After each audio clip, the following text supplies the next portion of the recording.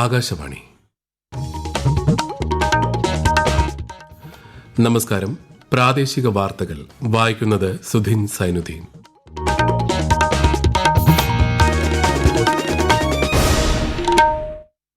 പ്രധാന വാർത്തകൾ. പ്രധാനമന്ത്രി നരേന്ദ്രമോദിയുടെ ഗുജറാത്ത് സന്ദർശനത്തിന് ഇന്ന് തുടക്കം. 1140 കോടി രൂപയുടെ വിവിധ വികസന പദ്ധതികളുടെ ഉദ്ഘാടനവും ശിലാസ്ഥാപനവും നിർവഹിക്കും. ഏക ഭാരതം ശ്രേഷ്ഠ ഭാരതം എന്ന ആശയം ഉയർത്തിപ്പിടിച്ച് ഗുജറാത്തിലെ കെവാഡിയയിൽ നാളെ പ്രൌഢഗംഭീരമായ ഏകതാ പരേഡ് സംഘടിപ്പിക്കും. PM ശ്രീ പദ്ധതിയിൽ നിന്ന് സംസ്ഥാന സർക്കാർ പിന്മാറുന്നത് പൊതുവിദ്യാഭ്യാസ മേഖലയ്ക്ക് തിരിച്ചടിയാകുമെന്ന് കേന്ദ്ര സഹമന്ത്രി ജോർജ് കുര്യൻ. ക്ഷേമവും ഉൽപാദനക്ഷമതയും സമന്വയിപ്പിക്കുന്ന സമഗ്രവും സുസ്ഥിരവുമായ തൊഴിൽ ഭരണ മാതൃക സൃഷ്ടിക്കാൻ സംസ്ഥാനം സജ്ജമാണെന്ന് മന്ത്രി വി ശിവൻകുട്ടി. ശ്രീ പത്മനാഭസ്വാമി ക്ഷേത്രത്തിലെ അൽപ്പശി ഉത്സവത്തിന് സമാപനം കുറിക്കുന്ന ആറാട്ട് ഇന്ന്.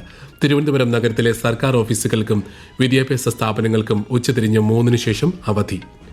ICC വനിതാ ലോകകപ്പ് സെമിയിൽ ഇന്ന് ഇന്ത്യ ഓസ്ട്രേലിയയെ നേരിടും. വാർത്തകൾ വിശദമായി. നിയമസഭാ തെരഞ്ഞെടുപ്പ് പ്രചാരണത്തിനായി പ്രധാനമന്ത്രിയും മുതിർന്ന BJP നേതാവുമായ നരേന്ദ്രമോദി ബീഹാറിൽ. അല്പം മുമ്പ് മുസാഫർപൂരിൽ നടന്ന തെരഞ്ഞെടുപ്പ് റാലിയെ പ്രധാനമന്ത്രി അഭിസംബോധന ചെയ്തു. വികസിത ഭാരതമെന്ന ലക്ഷ്യം കൈവരിക്കുന്നതിൽ ബീഹാറിന്റെ വികസനത്തിന് മുഖ്യ പങ്കുണ്ടെന്ന് അദ്ദേഹം പറഞ്ഞു. അതേസമയം കോൺഗ്രസ് നേതാവ് രാഹുൽ ഗാന്ധി ഇന്ന് നളന്ദ, ഷേഖ്പുര എന്നിവിടങ്ങളിൽ പ്രചാരണ പരിപാടികളിൽ പങ്കെടുക്കുന്നുണ്ട്. അടുത്ത മാസം 6, 11 തീയതികളിലാണ് ബീഹാറിൽ വോട്ടെടുപ്പ്. വോട്ടെണ്ണൽ 14-ന് നടക്കും. 2 ദിവസത്തെ സന്ദർശനത്തിനായി പ്രധാനമന്ത്രി നരേന്ദ്രമോദി ഇന്ന് ഗുജറാത്തിലെത്തും. കെവാഡിയയിലെ ഏകതാ നഗറിൽ 1140 കോടി രൂപയുടെ അടിസ്ഥാന സൌകര്യ വികസന പദ്ധതികൾക്ക് അദ്ദേഹം തുടക്കം കുറിക്കും. വെള്ളിയാഴ്ച നടക്കുന്ന രാഷ്ട്രീയ ഏകതാ ദിവസ് ആഘോഷങ്ങളിൽ പങ്കെടുക്കുന്ന പ്രധാനമന്ത്രി സർദാർ പട്ടേൽ പ്രതിമയിൽ പുഷ്പാർച്ചന നടത്തും. ദേശീയ ഏകതാ ദിനത്തോടനുബന്ധിച്ച് ഏക ഭാരതം ശ്രേഷ്ഠ ഭാരതം എന്ന ആശയം ഉയർത്തിപ്പിടിക്കുന്ന പ്രൌഢഗംഭീരമായ ഏകതാ പരേഡ് നാളെ ഗുജറാത്തിലെ കെവാഡിയയിൽ നടക്കുമെന്ന് കേന്ദ്ര ആഭ്യന്തരമന്ത്രി അമിത്ഷാ. ന്യൂഡൽഹിയിൽ നടക്കുന്ന റിപ്പബ്ലിക് ദിന പരേഡിന് സമാനമായ പരിപാടി പ്രധാനമന്ത്രി നരേന്ദ്രമോദി ഏകതാ നഗറിൽ ഉദ്ഘാടനം ചെയ്യുമെന്നും അദ്ദേഹം വ്യക്തമാക്കി. കേന്ദ്ര സായുധ അർദ്ധസൈനിക വിഭാഗങ്ങൾക്ക് പുറമെ കേരളമടക്കമുള്ള സംസ്ഥാനങ്ങളിലെ പോലീസ് സേനകളും രാജ്യത്തുടനീളമുള്ള കലാകാരന്മാരും ചടങ്ങിൽ പങ്കെടുക്കും. രാഷ്ട്രീയ ഏകതാ ദിനത്തോടനുബന്ധിച്ച് കേരള പോലീസ് നാളെ സംസ്ഥാനത്തുടനീളം റൺ ഫോർ യൂണിറ്റി സംഘടിപ്പിക്കുന്നു. സർദാർ വല്ലഭായ് പട്ടേലിന്റെ ആശയത്തിൽ നിന്ന് പ്രചോദനം ഉൾക്കൊണ്ട് രാജ്യത്തിന്റെ ഐക്യവും അഖണ്ഡതയും ഉറപ്പാക്കുന്നതിനുള്ള പ്രതിബദ്ധത പൊതുജനങ്ങളിൽ ഊട്ടിയുറപ്പിക്കുക എന്ന ലക്ഷ്യത്തോടെയാണ് കൂട്ടയോട്ടം സംഘടിപ്പിക്കുന്നത്. PM ശ്രീ പദ്ധതിയിൽ നിന്ന് സംസ്ഥാന സർക്കാർ പിന്മാറുന്നത് പൊതുവിദ്യാഭ്യാസ മേഖലയ്ക്ക് വലിയ തിരിച്ചടിയാകുമെന്ന് കേന്ദ്ര സഹമന്ത്രി ജോർജ് കുര്യൻ. സർക്കാർ സ്കൂളുകളെ തകർക്കാനാണ് പിന്മാറ്റമെന്നും അദ്ദേഹം കൂട്ടിച്ചേർത്തു. വിദ്യാർത്ഥികൾ മറ്റ് സംസ്ഥാനങ്ങളിലെ സ്കൂളുകൾ തേടിപ്പോകുന്ന സാഹചര്യമുണ്ടാകുമെന്നും മന്ത്രി മുന്നറിയിപ്പ് നൽകി. 2022-23 കാലയളവിൽ സർക്കാർ സ്കൂളുകളുടെ വികസനത്തിനായി 1071 കോടി രൂപയാണ് കേന്ദ്രം നൽകിയതെന്നും അദ്ദേഹം പറഞ്ഞു. കേന്ദ്ര സഹമന്ത്രി ജോർജ് കുര്യൻ ഇന്ന് കാസർഗോഡ് വിവിധ പരിപാടികളിൽ പങ്കെടുക്കും. തലങ്കര തുറമുഖം അദ്ദേഹം സന്ദർശിക്കും. കാസർഗോഡ് കേന്ദ്ര സർവകലാശാലയുടെ പുതിയ അക്കാദമിക് ബ്ലോക്കിന്റെ ശിലാസ്ഥാപനവുമായി ബന്ധപ്പെട്ട പരിപാടിയിൽ ഇപ്പോൾ കേന്ദ്ര സഹമന്ത്രി പങ്കെടുക്കുകയാണ്. അല്പസമയത്തിനകം അദ്ദേഹം ശിലാസ്ഥാപനം നിർവഹിക്കും. കണ്ണൂർ കൂടാളി പഴശ്ശിരാജ വെൽഫെയർ കോർപ്പറേറ്റീവ് സൊസൈറ്റിയുടെ പുതിയ കെട്ടിടം ഉദ്ഘാടനം ഇന്ന് വൈകുന്നേരം 3 മണിക്ക് അദ്ദേഹം നിർവഹിക്കും. ഇന്നലത്തെ മന്ത്രിസഭാ യോഗത്തിൽ തീരുമാനിച്ച ക്ഷേമ പദ്ധതികളും ആനുകൂല്യങ്ങളും നവംബർ 1 മുതൽ പ്രാബല്യത്തിൽ വരുമെന്ന് മുഖ്യമന്ത്രി പിണറായി വിജയൻ. ജനങ്ങൾക്ക് നൽകിയ വാഗ്ദാനങ്ങളെല്ലാം പാലിച്ചുകൊണ്ട് എല്ലാ പ്രതിസന്ധികളെയും മറികടന്ന് നവകേരളം കെട്ടിപ്പടുക്കാനുള്ള ദൃഢനിശ്ചയവുമായി സർക്കാർ മുന്നോട്ടു പോവുകയാണെന്നും ജനപിന്തുണയാണ് സർക്കാരിന്റെ കരുത്തെന്നും അദ്ദേഹം പറഞ്ഞു.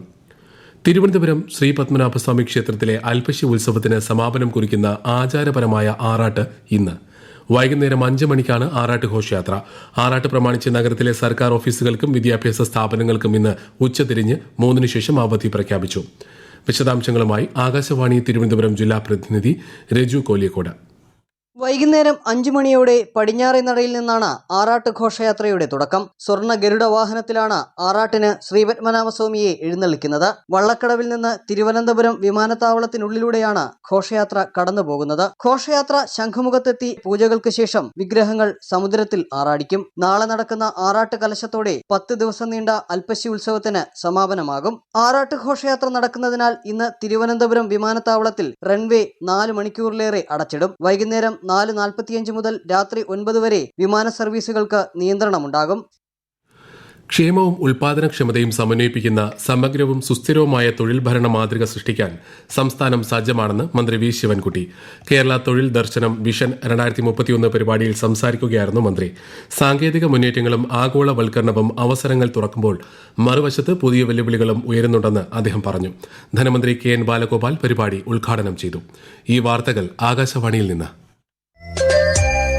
ആകാശവാണി വാർത്തകളും വാർത്താ അധിഷ്ഠിത പരിപാടികളും all India radio news Thiruvananthapuram YouTube ചാനലിലും @all India radio news Thiruvananthapuram Facebook പേജിലും AIR ന്യൂസ് തിരുവനന്തപുരം ഇൻസ്റ്റഗ്രാം അക്കൌണ്ടിലും @AIR ന്യൂസ്_TVM X ഹാൻഡിലും ലഭ്യമാണ്.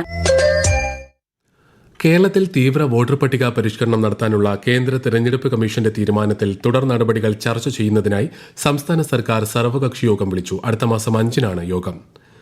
തീവ്ര വോട്ടർ പട്ടിക പരിഷ്കരണത്തിന്റെ ഭാഗമായി തിരുവനന്തപുരം കളക്ടറേറ്റിൽ ഹെൽപ്പ് ഡെസ്ക് ആരംഭിച്ചു. SIR സംബന്ധിച്ച സംശയങ്ങൾക്ക് 8281889193 എന്ന നമ്പറിൽ വിളിക്കാവുന്നതാണ്. രാവിലെ 9 മുതൽ രാത്രി 9 വരെയാണ് ഹെൽപ്പ് ഡെസ്ക് പ്രവർത്തിക്കുന്നത്. നെല്ല് സംഭരണത്തിലെ സംസ്ഥാന സർക്കാരിന്റെ തുടർ നടപടികളുമായി സഹകരിക്കാൻ പ്രയാസമുണ്ടെന്ന് മില്ലുടമകൾ അറിയിച്ചതായി ഭക്ഷ്യമന്ത്രി GR അനിൽ. വ്യവസ്ഥകൾ അംഗീകരിക്കാൻ കഴിയില്ലെന്ന മില്ലുടമകളുടെ നിലപാട് ധനമന്ത്രിയുടെ ശ്രദ്ധയിൽപ്പെടുത്തിയിട്ടുണ്ടെന്ന് അദ്ദേഹം മാധ്യമങ്ങളോട് പറഞ്ഞു. നെല്ല് സംഭരണത്തിൽ കർഷകരുടെ പ്രയാസങ്ങൾ കണക്കിലെടുത്ത് അവരുടെ ആവശ്യങ്ങളിൽ വളരെ അനുകൂലമായിട്ടുള്ള ഒരു നിലപാടാണ് സ്വീകരിച്ചത്. 2023-ലും 2024-ലും നെല്ല് സംഭരണത്തിൽ ഇതേ പ്രതിസന്ധി സംഘടന ഉണ്ടാക്കിയപ്പോൾ ഗവൺമെന്റിന്റെ ഭാഗം ബോധ്യപ്പെട്ടുകൊണ്ട് തന്നെ മില്ലുടമകൾ സഹകരിക്കുന്ന നിലപാട് സ്വീകരിച്ചു. ഞങ്ങൾ അവരുമായി വീണ്ടും ചർച്ച ചെയ്യും. ആവശ്യമായ തീരുമാനങ്ങൾ എടുത്തുകൊണ്ട് കർഷകരുടെ പ്രയാസം അകറ്റുകയാണ് ഗവൺമെന്റിന്റെ മുഖ്യമായ ലക്ഷ്യം. സംസ്ഥാനത്ത് SSLC ഹയർ സെക്കൻഡറി പരീക്ഷാ തീയതികൾ പ്രഖ്യാപിച്ചു. SSLC പരീക്ഷ 2026 മാർച്ച് 5 മുതൽ 30 വരെ നടക്കും. മെയ് 8-നാണ് ഫലപ്രഖ്യാപനം. ഒന്നാം വർഷ ഹയർ സെക്കൻഡറി VHSC പരീക്ഷകൾ മാർച്ച് 5 മുതൽ 27 വരെയും രണ്ടാം വർഷ പരീക്ഷകൾ മാർച്ച് 6 മുതൽ 28 വരെയും നടക്കും. ധനകാര്യ മന്ത്രാലയം ആരംഭിച്ച നിങ്ങളുടെ പണം നിങ്ങളുടെ അവകാശം ബോധവൽക്കരണ ക്യാമ്പ് രാജ്യമെമ്പാടും നവംബർ 3-ന് സംഘടിപ്പിക്കും. ക്യാമ്പയിന്റെ ഭാഗമായി പാലക്കാട് ജില്ലയിലെ വിവിധ ബാങ്കുകളിൽ അവകാശികളില്ലാതെ ശേഷിക്കുന്ന 126.54 കോടി രൂപയുടെ നിക്ഷേപം തിരികെ നൽകാനുള്ള പ്രവർത്തനങ്ങൾ നടക്കും. പാലക്കാട് നിന്നും ആകാശവാണി ജില്ലാ പ്രതിനിധി ഫൈസൽ അലിമുത്ത് തയ്യാറാക്കിയ റിപ്പോർട്ട്. 10 വർഷത്തിലേറെയായി ഒരു ഇടപാട് പോലും നടക്കാത്ത അക്കൗണ്ടുകളാണ് അവകാശികളില്ലാത്ത അക്കൗണ്ടായി പരിഗണിക്കുക. ലീഡ് ബാങ്കിന്റെ നേതൃത്വത്തിൽ എല്ലാ ബാങ്കുകളുടെയും സഹകരണത്തോടെയാണ് ജില്ലാതല ക്യാമ്പ് സംഘടിപ്പിക്കുന്നത്. നിക്ഷേപത്തിന്റെ അവകാശികളാണെന്ന് തെളിയിക്കുന്ന രേഖകളുമായി ക്യാമ്പിലെത്തുന്നവർക്ക് പണം തിരികെ ലഭിക്കാനുള്ള മാർഗനിർദ്ദേശങ്ങൾ ലഭിക്കും. ജില്ലാ പഞ്ചായത്ത് ഹാളിൽ നടക്കുന്ന ക്യാമ്പിൽ ബാങ്കുകൾ, ഇൻഷുറൻസ് കമ്പനികൾ, മ്യൂച്വൽ ഫണ്ട് സ്ഥാപനങ്ങൾ, പെൻഷൻ ഫണ്ടുകൾ എന്നിവയുടെ സഹായ കൗണ്ടറുകളും ഉണ്ടാവും. കേരളത്തിൽ വീണ്ടും അമീബിക് മസ്തിഷ്ക ജ്വരം ബാധിച്ച് മരണം. തിരുവനന്തപുരത്ത് ചിറയൻകീഴ് അരൂർ സ്വദേശിയായ 77 വയസ്സുകാരിയാണ് മരിച്ചത്. ഒരു മാസമായി തിരുവനന്തപുരം മെഡിക്കൽ കോളേജിൽ ചികിത്സയിലായിരുന്നു. 10 ദിവസം മുൻപാണ് രക്തപരിശോധനയിൽ അമീബിക് മസ്തിഷ്ക ജ്വരം സ്ഥിരീകരിച്ചത്. കേന്ദ്ര സർക്കാരിന്റെ അമൃത് പദ്ധതിയിൽ ഉൾപ്പെടുത്തി കണ്ണൂർ കോർപ്പറേഷൻ ജവഹർ സ്റ്റേഡിയത്തിന് സമീപം നിർമ്മിച്ച മൾട്ടി ലെവൽ കാർ പാർക്കിംഗ് കേന്ദ്രം നവംബർ 1 മുതൽ തുറന്നുകൊടുക്കും. വിശദാംശങ്ങളുമായി ആകാശവാണി കണ്ണൂർ ജില്ലാ പ്രതിനിധി KO ശശിധരൻ. ജവഹർ സ്റ്റേഡിയത്തിന് സമീപം 6 നിലകളിലായാണ് കാർ പാർക്കിംഗ് കേന്ദ്രം സജ്ജമാക്കിയിട്ടുള്ളത്. ഓരോ നിലകളിലും 31 വീതം ആകെ 124 കാറുകൾക്ക് ഒരേ സമയം പാർക്ക് ചെയ്യാൻ സാധിക്കും. സ്റ്റേറ്റ് ബാങ്കിന് സമീപത്തെ പീതാംബര പാർക്കിൽ മൾട്ടി ലെവൽ കാർ പാർക്കിംഗ് കേന്ദ്രത്തിന്റെ നിർമ്മാണം അവസാന ഘട്ടത്തിലാണ്. ഇവിടെ 31 കാറുകൾക്ക് പാർക്ക് ചെയ്യാനാകും. 12.40 കോടി രൂപ ചെലവഴിച്ചാണ് പാർക്കിംഗ് കേന്ദ്രങ്ങൾ നിർമ്മിച്ചത്. ICC വനിതാ ലോകകപ്പ് സെമിയിൽ ഇന്ന് ഇന്ത്യ ഓസ്ട്രേലിയയെ നേരിടും. വൈകിട്ട് 3 മണിക്ക് മുംബൈയിലാണ് മത്സരം. ഇന്നത്തെ സെമി ജേതാക്കൾ നവംബർ 2-ന് നടക്കുന്ന ഫൈനലിൽ ദക്ഷിണാഫ്രിക്കയുമായി ഏറ്റുമുട്ടും. ഇന്ത്യ ഓസ്ട്രേലിയ 2020 ക്രിക്കറ്റ് പരമ്പരയിലെ രണ്ടാം മത്സരം നാളെ. ഇന്ത്യൻ സമയം ഉച്ചയ്ക്ക് 1:45-ന് മെൽബണിലാണ് മത്സരം. പ്രധാന വാർത്തകൾ വീണ്ടും. പ്രധാനമന്ത്രി നരേന്ദ്രമോദിയുടെ ഗുജറാത്ത് സന്ദർശനത്തിന് ഇന്ന് തുടക്കം. 1140 കോടി രൂപയുടെ വിവിധ വികസന പദ്ധതികളുടെ ഉദ്ഘാടനവും ശിലാസ്ഥാപനവും നിർവഹിക്കും. ഏക ഭാരതം ശ്രേഷ്ഠ ഭാരതം എന്ന ആശയം ഉയർത്തിപ്പിടിച്ച് ഗുജറാത്തിലെ കെവാഡിയയിൽ നാളെ പ്രൌഢഗംഭീരമായ ഏകതാ പരേഡ് സംഘടിപ്പിക്കും. PM ശ്രീ പദ്ധതിയിൽ നിന്ന് സംസ്ഥാന സർക്കാർ പിന്മാറുന്നത് പൊതുവിദ്യാഭ്യാസ മേഖലയ്ക്ക് തിരിച്ചടിയാകുമെന്ന് കേന്ദ്ര സഹമന്ത്രി ജോർജ് കുര്യൻ. ക്ഷേമവും ഉൽപാദനക്ഷമതയും സമന്വയിപ്പിക്കുന്ന സമഗ്രവും സുസ്ഥിരവുമായ തൊഴിൽ ഭരണ മാതൃക സൃഷ്ടിക്കാൻ സംസ്ഥാനം സജ്ജമാണെന്ന് മന്ത്രി വി ശിവൻകുട്ടി. ശ്രീ പത്മനാഭസ്വാമി ക്ഷേത്രത്തിലെ അൽപ്പശി ഉത്സവത്തിന് സമാപനം കുറിക്കുന്ന ആറാട്ട് ഇന്ന് തിരുവനന്തപുരം നഗരത്തിലെ സർക്കാർ ഓഫീസുകൾക്കും വിദ്യാഭ്യാസ സ്ഥാപനങ്ങൾക്കും ഉച്ചതിരിഞ്ഞ് 3 ശേഷം അവധി. ICC വനിതാ ലോകകപ്പ് സെമിയിൽ ഇന്ന് ഇന്ത്യ ഓസ്ട്രേലിയയെ നേരിടും. പ്രാദേശിക വാർത്തകൾ കഴിഞ്ഞു. അടുത്ത വാർത്താ പ്രക്ഷേപണം 12:50.